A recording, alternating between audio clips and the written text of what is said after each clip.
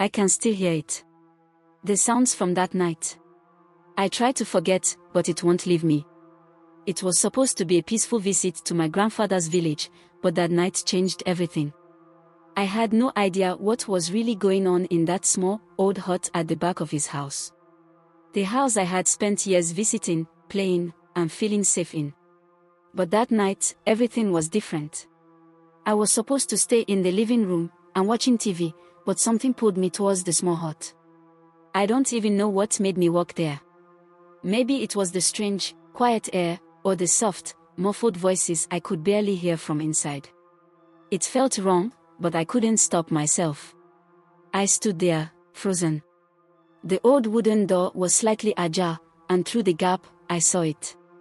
My grandfather, the man I had always thought of as gentle, the one who played with me whenever I visit the village, was sitting on a small stool in front of his granddaughter. He was frozen. She was my cousin, Ada. And she didn't look like herself. There was something in her eyes. Something empty, cold. She wasn't the same happy girl I had seen earlier that day. No, she was distant. And then, I saw it. My grandfather wasn't just sitting there.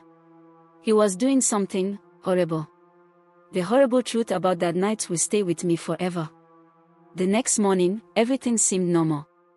My grandfather was up early, making his usual morning tea. Ada was outside, playing as though nothing had happened. But I could see the change in her eyes. I didn't know what to do. I didn't know if I should confront him, confront her, or even tell anyone.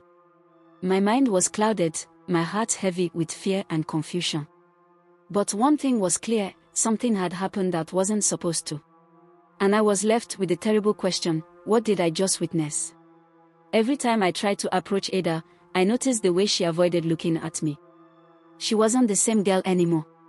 She didn't smile like she used to, and there was a new coldness in her that made my stomach churn. I knew I had to speak up. But I couldn't. I kept telling myself I had imagined it, that maybe I had seen something that wasn't real. But every night, the memories haunted me. It was like the walls of the hut still had the echoes of that night, the silence that was almost more terrifying than the sounds themselves. It was late one night, around midnight. I couldn't sleep. I kept hearing strange noises coming from the back of the house. It sounded like someone was pacing around the yard.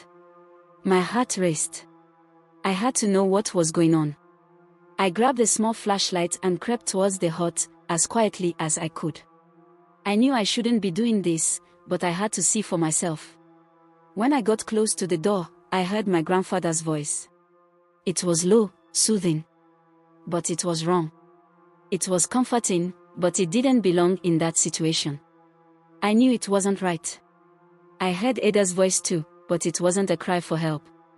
It was more of a whisper, a soft murmur that sent chills down my spine. I couldn't stay any longer. I ran back to the house, my legs shaking, my heart pounding. The days that followed were a blur. I tried to act normal, but I couldn't.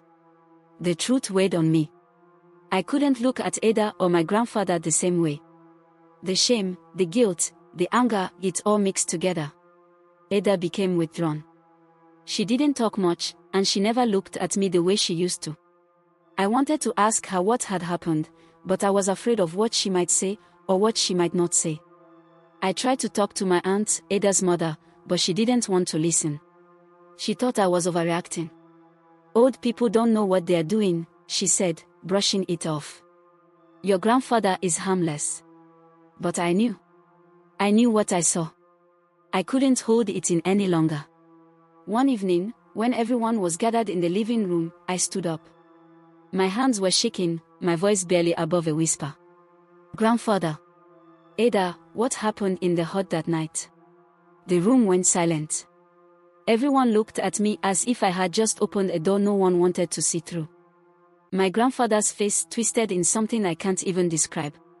It wasn't guilt, it wasn't shame. It was something darker, more sinister. His eyes narrowed at me, and I saw something I had never seen before, a coldness that made my skin crawl. Ada sat there, her eyes empty, as though she wasn't even listening. She just stared straight ahead, as if everything had been erased from her mind. You don't understand, do you? My grandfather's voice was calm, too calm. Sometimes, we do what we have to do to protect the family. I wanted to scream, to tell everyone what had happened, but I couldn't. The words caught in my throat. Ada's mother finally spoke up, her face pale.